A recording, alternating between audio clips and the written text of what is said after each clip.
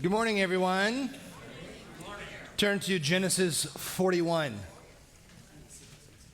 Genesis 41.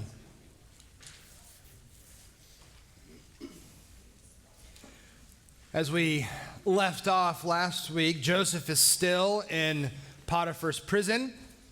He's been sold by his brothers as a slave. He's been accused falsely of attempted rape and thrown into prison.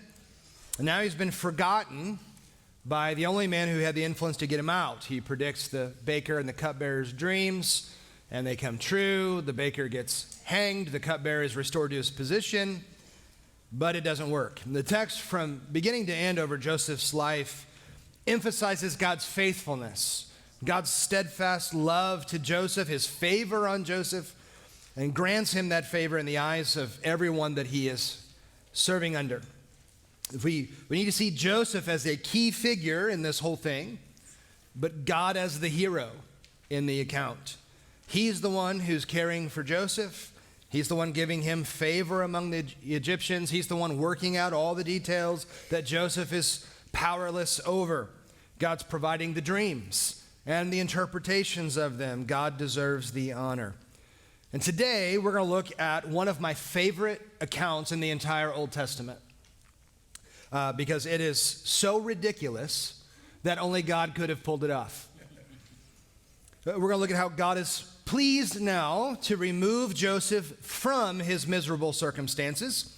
It's one of the best examples of God's control over circumstances and how he works everything out according to his will.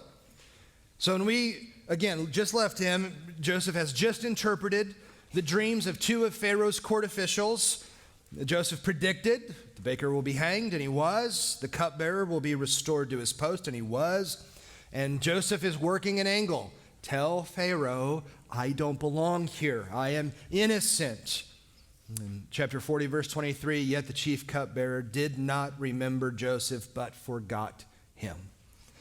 And 2 long years later, Joseph is still in prison. So let's pick it up, chapter 41, verse 1.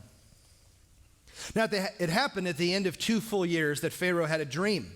And behold, he was standing by the Nile. And behold, from the Nile there came up 7 cows, sleek and fat, and they grazed in the reeds. Then behold, 7 other cows came up after them from the Nile, ugly and thin. And they stood by the other cows on the bank of the Nile. And the ugly and thin cows ate up the 7 sleek and fat cows. Then Pharaoh awoke.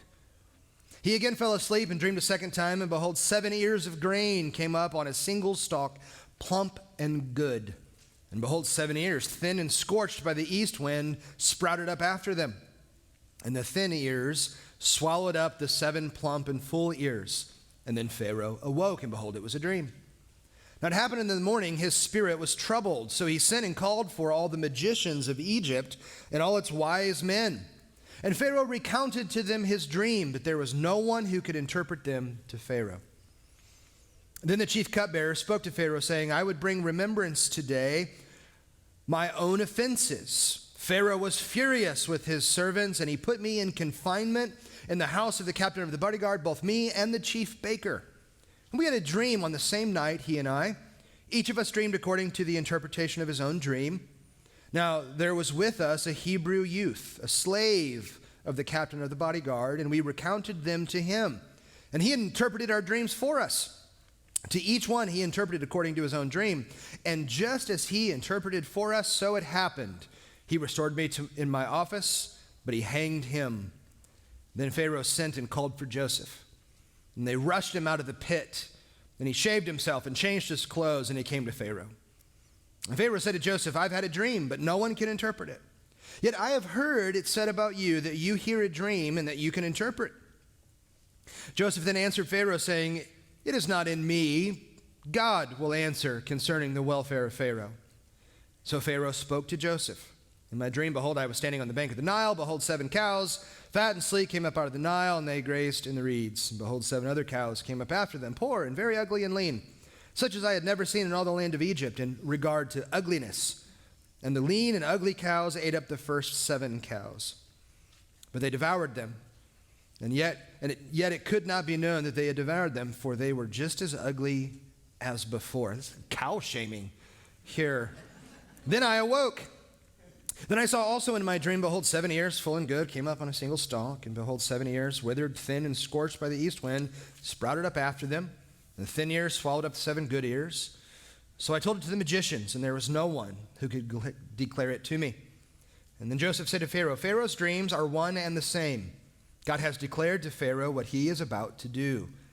The 7 good cows are 7 years, and the 7 good ears are 7 years. The dreams are one and the same. And the 7 lean and ugly cows that came up after them are 7 years, and the 7 lean ears scorched by the east wind will be 7 years of famine. It is as I have spoken to Pharaoh. God has shown to Pharaoh what he's about to do.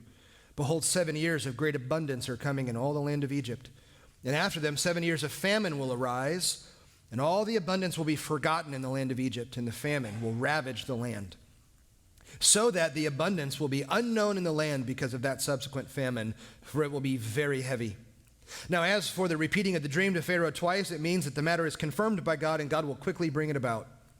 So now let Pharaoh look for a man understanding and wise, and set him over the land of Egypt. Let Pharaoh take action and appoint overseers over the land, and let him exact 1/5 of the produce of the land of Egypt in the 7 years of abundance. Then let them gather all the food of these good years that are coming, and let them store up the grain for food in the cities under Pharaoh's authority, and let them keep watch over it. And let the food be appointed for the land for the 7 years of famine which will happen in the land of Egypt, so that the land will not be cut off during the famine. This is a great account. Joseph's been sitting there after 2 years, hoping every single day that the cupbearer is going to deliver. I'm going to whisper into Pharaoh's ear. I mean, he's the one who's testing Pharaoh's wine to make sure it's not poisoned. He's trusted. And tell him. And he forgets. And then, out of nowhere, Pharaoh has these dreams. He's identified only as Pharaoh. Historically, he is likely Sesostris I in the 12th dynasty because the timing matches up, and again, the historians have all done all the research. And in fact, you've got some information in your handouts that you'll look at later that can walk through some of that information. And everything, the dreams center around the Nile. The Nile had spiritual significance for the Egyptians. It was a sacred river. Obviously, because it brings life to the whole region. It represented the cycle of life because of its annual flooding that provided fertility to the entire valley. Now, what's one of the important things to remember in this account is Pharaoh is viewed as a god. He believes himself to be a god, and the Egyptians worship him as a god. He's not the only one. Egyptians believed in a whole bunch of different gods, but Pharaoh was definitely one of them, which will come into play here in a bit.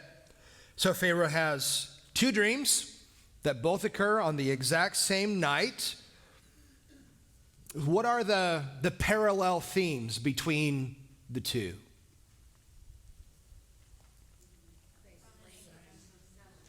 Yeah.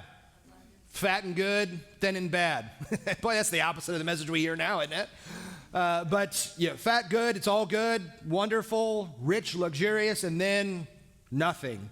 And the poor, ugly, skinny devour the good and the fat and the luxurious and the rich. And they're still ugly, even after they had the good meal. You got to love that the Bible includes details like that. Ugliest they've ever seen in all the land of Egypt. So what phrase does it use to talk about Pharaoh's demeanor in the morning? How does he respond to the dreams?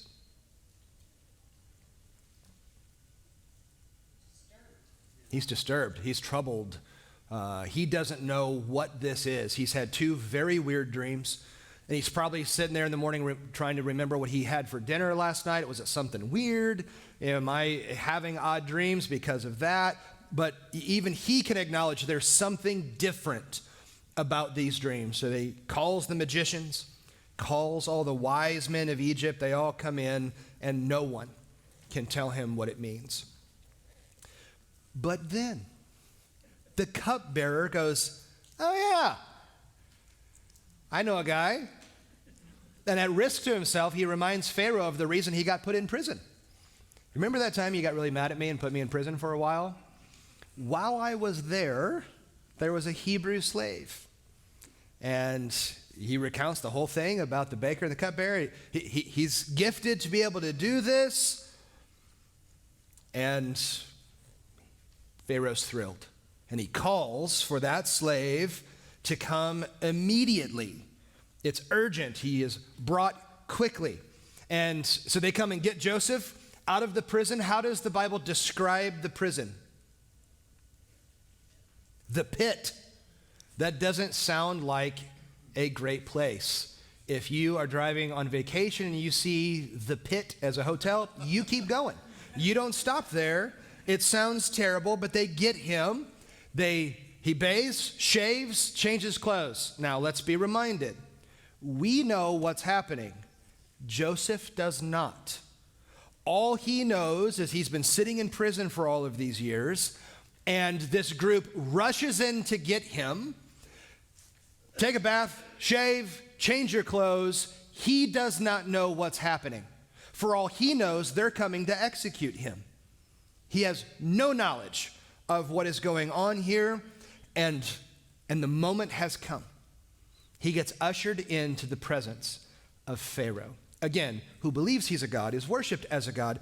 Pharaoh, at this time in history, is the most powerful man on the planet.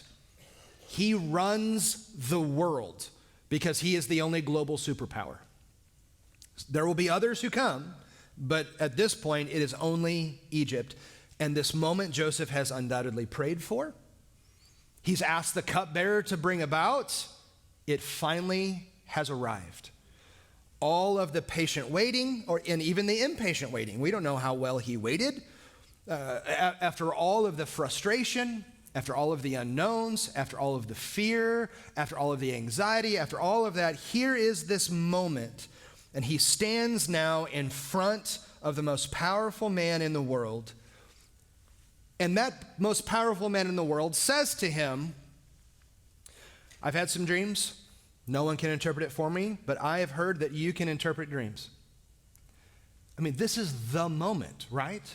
This is that moment you've wanted. This is that business deal that's finally going to go through. You're finally going to sign that contract. This is that person that you have crushed on from a distance saying, I would like to go on a date with you. I mean, this is that moment. Everything, the stars have aligned. It's all good. And what does Joseph say at that moment? I hear you can interpret dreams. I can't. That is the wrong answer. This is the moment where you go, man, I got you. Yeah, I can do anything you ask me to do, sir. Whatever you would like, I will provide it. Yes, I'm an expert in dream interpretation. Would you like to see my resume? I've got a stint in prison, but it's actually a good thing. It was your prison, so it's okay. This is where you try to shine. Joseph says, oh, no, I can't do that. But God can. Isn't it interesting that he would give God credit, the God who's been oh so kind to him lately? You know, by having him in prison and slavery all these years. God can do this. God will reveal to you. This is where it's important to know that Pharaoh believed himself to be a god. If Pharaoh's a god, does he need an interpreter? No. He doesn't need anyone's help. He's a god. And in the presence of a man who thinks he is divine, Joseph testifies to the reality of the one true God who can answer your problem, who can solve your dilemma. A foreign God you've never heard of. He's actually the one true God, and he's the one who alone has the power to give you all the information that you desire. What a great testimony to stand at this place, and really at great risk to himself. If Pharaoh gets offended at this, Joseph is a dead man. But yet, he faithfully proclaims he's been obedient to God this whole time, as far as the record tells us, and now in this moment, he steps up and delivers. He will give to Pharaoh, he says, what we could loosely translate as an answer of peace. He'll give you a favorable answer. This is going to put your mind at ease, Pharaoh. Not necessarily you're going to be happy about it, but you're not going to be anxious about it anymore. This is going to settle it for you. The dreams are not distinct. They are one. They are saying the same thing. And what does it mean, he says, that the dream was repeated? What's the significance of that? It's confirmed and it's going to happen soon. Now remember, when Joseph was a young boy, how many dreams did he have? 2. That it was confirmed and would happen sooner rather than later. He was probably hoping maybe at the ripe old age of 17 that he would be elevated to that position at 17. Every 17-year-old thinks that. But no. And in fact, by this point, 13 years have passed since his brothers sold him into slavery. He's now 30. So 13 years later, almost double his life now. And God now is going to deliver on everything that he promised in those dreams so long ago in a different land. But now God has been faithful. The fat cows and the fat ears represent 7 years of plenty, of abundance for the land of Egypt. But then, the ugly cows are coming. The ugly grain is coming, and it's going to devour the good ones, still going to be ugly. But all the good times are going to leave, and a heavy, very dangerous famine is going to come onto the land. It will be severe. It will consume everything. It will use up every single resource. And then you have to love Joseph. You got to appreciate this guy. In fact, in September, John and I are leading the young adult retreat out at our church camp. Broadway's young adult ministry went out there last year, and the camp said, how about you guys just lead one for the whole camp region? So we're going out in September to do that. And this is the story we're preaching through. We're preaching through Joseph's life over the course of those few days because it's such a compelling story about this man and about his God. So he has this moment. He gives Pharaoh the interpretation. And that's where it should stop, right? The end of verse 32. Now, as for repeating the dream to Pharaoh twice, it means that the matter is confirmed by God. God will quickly bring it about, period. It should stop there. You did what he asked you to do. You interpreted the dreams. Joseph he takes a short breath and just keeps going. Verse 33. So now, let Pharaoh look for a man of understanding and wise and send him over the land of Egypt. A little presumptuous on Joseph's part, don't you think? Here's the interpretation, Pharaoh. Mr. Divine, most powerful man in the world. I've given you the interpretation. Now let me tell you what you should do about it. Because I know. Because while you've been up here running the world, I've been in prison, and it's really organized down there. I'm your guy. Here's what now you should do. Find this anointed man. Put him over the top of this. Let him figure all this out on your behalf. Again, the potential to offend Pharaoh. Because if you need someone who's understanding and wise to fix this problem, what does that say about Pharaoh? He's dumb. So Joseph's taken all sorts of risks here, but he does it. Let Pharaoh take action. Appoint overseers.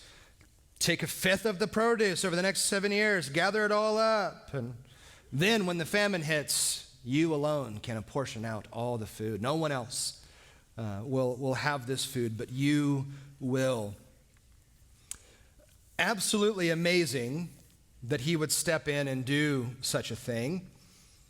He acknowledges it's not his ability that does it, it's God's. He doesn't pretend to have some power that he doesn't have. I mean, we can imagine that the magicians and the wise men in Pharaoh's court did do that. Though they had some very real demonic power, we'll see that when it comes up when Moses stands in the court of a different Pharaoh, not too far after all of this. And those magicians can do some real things that are scary. He points away from himself to God, standing in front of this incredibly powerful man. Not only tells him what he needs to know because he can't know it for himself, tells him what to do.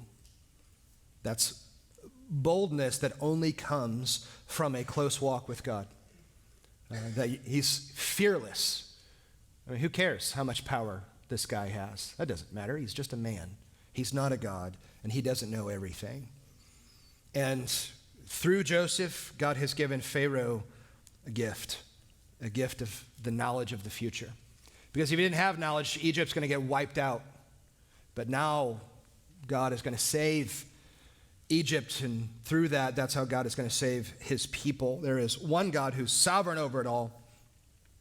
So again, the buildup of this, slavery, jail, boldly proclaiming the interpretation, boldly telling him what he should do next. Go to verse 37. And the proposal seemed good to Pharaoh and to all his servants. And then Pharaoh said to his servants, "Can we find a man like this, in whom is a divine spirit?" So Pharaoh said to Joseph, "Since God has made you know all of this, there is no one so understanding and wise as you are. You shall be over my house, and according to your command, all my people shall do homage. Only in the throne I will be greater than you." And Pharaoh said to Joseph, "See, I have set you over all the land of Egypt." Then Pharaoh removed his signet ring from his hand and put it on Joseph's hand and clothed him in garments of fine linen and put the gold necklace around his neck. And they made him ride in his second chariot, and they called out before him, "Bow the knee."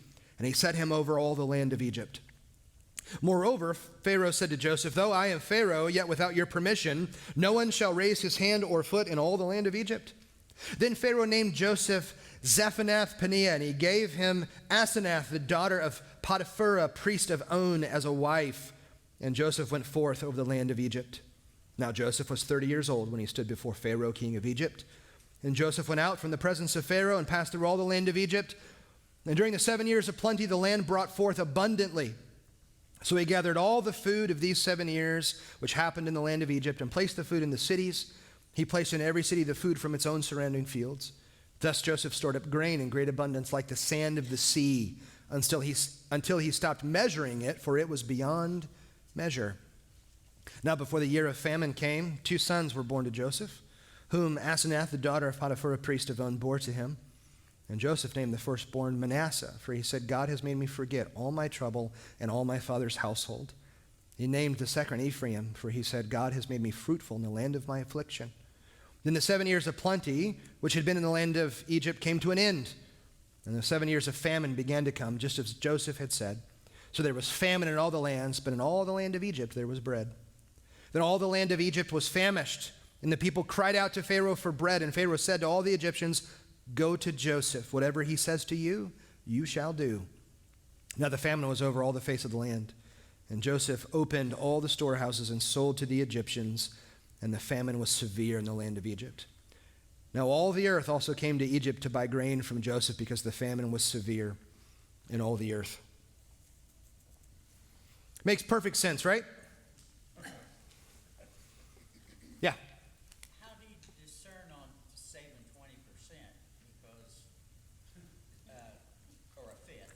Sure. Because if 7 years of famine, I would think You'd want to have 7 years of grain stored up, right? you want to store about 50%. In those years, there was a greater abundance than normal. Right. So the 20% is more than it would have been, which is evidenced by, what's the simile that's used to describe how much grain there is? Sand on the seashore. There's so much, they don't even count it anymore because it's beyond measure. So because of that, apparently it seems God has so blessed those 7 years of plenty that even the 20% is enough to cover the 7 years of famine, not just for Egypt, but even for all the surrounding lands as well. Yeah. I think it's very significant, too, that Pharaoh immediately believed Joseph Yeah. interpretation. Yeah. Yep. He trusted. He knew immediately. It's strange to read this story, isn't it? Because it doesn't make any sense. Yeah. He names him God speaks and lives. Yeah. So he even acknowledges that there's a God. He names him a divine name. because his gods can't tell him anything. But Joseph's God can. So therefore, there's something going on divinely with Joseph. Pharaoh acknowledges that. This horrific, idolatrous pagan acknowledges God's at work in you. At least a God is at work in you. Good thing, because again, 13 years, he's been a slave and a prisoner. And here's the interpretation. Here's what you should do. And Pharaoh's response is, that sounds fantastic. I've known you for about 3 minutes now. I would like to make you in charge of the whole land. Only God can pull something like that off. Nobody can do that. Joseph can't pull that off on his own. He'd still be in prison. That's what happens when you're living on your own. But the Lord has orchestrated all of this and can even give Pharaoh a favorable response to him. God can control Pharaoh's emotions.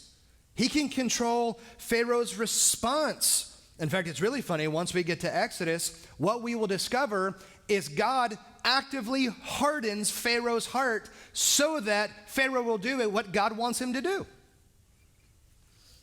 Because that's what God can do. He can do that if he wants. He has that power. So only God could create some sort of a scenario where the most powerful man in the world would make, let's be honest, from a business sense, a really foolish decision. He knows nothing of this man. He knows nothing good of his background. It's all negative stuff. And puts him as the number 2 over all the land, acknowledging there's a spirit in you. I put the Daniel passages in your notes. Look those up as well, because Nebuchadnezzar uses similar languages about Daniel. The spirits of the holy gods are in you. Yes, ma'am. Is there any explanation at all for Joseph's deep, abiding faith compared to his brothers? One was, murderers. Wanted to be murderers. Nothing that the text would explicitly tell us, right? Same parents. They have the same dad. Yep. And typically the favored child is the rotten one, Yes. said the unfavored child growing up. So, you don't trust the favored ones. They're full of themselves, they're arrogant, they're nasty. But it's such a contrast to think that, his brothers were prison worthy. He is so unique, which is why the Bible devotes so much ink to him. The back half of the book of Genesis is devoted to his life. So there's obviously some exceptional things about him. But in the midst of it all, in the midst of all the difficult things, his faith is thriving. He doesn't need success for faith to thrive. It's happening even in the dungeon, in the pit. So God has done a great work in this man's life. Is this the same Pharaoh that put him in prison? Yes. Okay. Yeah. Yeah. He likely wouldn't have met Pharaoh. He's with Potiphar. They might have been in the same room at one point. But yeah, so this is the same. Pharaoh is the most powerful man in the world. He doesn't know the foreign slaves who are in his prison. That's of no consequence to him. Yeah. What? Yeah. We'll spend a lot of time talking about pharaohs here in the weeks to come once we get to Exodus for sure, as God judges Egypt and crushes them with the plagues and uses Pharaoh as a puppet to do so. This is an incredible story. You've got handouts that walk through some physical evidence in Egypt for Joseph's existence. It's still there. Of even some, for example, the canal that was built to bring water in to water the crops during a famine, known in Egypt as Joseph's Canal. So you get to read about all of these things of how the Lord worked and even preserved some evidence of Joseph's life in that place. And then keep reading in Genesis. Go to Genesis 47. later on and read how not only does Joseph provide food to all the surrounding nations, but how he serves and benefits Pharaoh in all of it. At the end of those 7 years of famine, Pharaoh owns the world. He owns all the land. He owns all the people. He owns all the livestock. He owns everything because Joseph bought it for him through the dispensing of all the grain. So at the end of this, Pharaoh really, really likes Joseph. Likes Joseph now, he really likes him then. So spend some time looking at that, do the homework, and then we'll pick up the story next week. 1, 2, 3, go team.